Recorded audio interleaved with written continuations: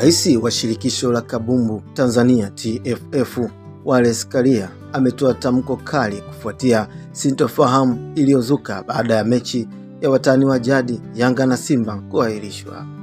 Mechi hiyo iliyopangwa kucheza Machi 8, 2025 katika uwanja wa Benjamin Mkapa iliahirishwa baada ya Simba kudai kunyimwa haki ya kufanya mazoezi uwanjani hapo siku moja kabla ya mchezo, kinyume na kanuni ya 17 kifungu cha 45 ya ligi kuu.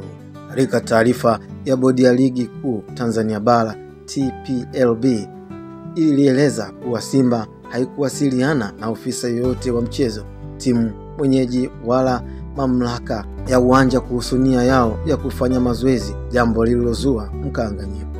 Aidha, walinzi wanaodaiwa kuwa wa Yanga walizuia basi la Simba kuingia uwanjani, tukio lililothibitishwa na ripoti ya usalama.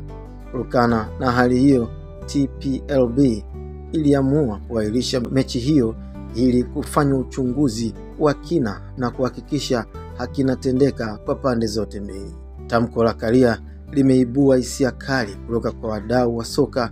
Mwanachama wa Yanga Haji Sande Manara alimtuhumu Karia kwa kiburi na kulewa madaraka, akisema kauli zake zimejaa dharau. Kwa upande mwingine, meneja habari na mawasiliano wa Simba Sports Club Ahmed Ali alimtetea Karia, akiwaita wanamdhihaki kuwa ni wehu na kusisitiza kuwa TFF na bodi ya ligi wanapaswa kuheshimiwa kwa kazi kubwa wanaoifanya katika kukuza soka la Tanzania. Kwa sasa mashabiki wa soka wanasubiri kwa hamu tarehe mpya ya mechi hiyo, huku TPLB ikiendelea na uchunguzi wake ili kuhakikisha kuwa sheria na kanuni za mchezo zinazingatiwa na kuheshimiwa na klabu zote za ligi kuu.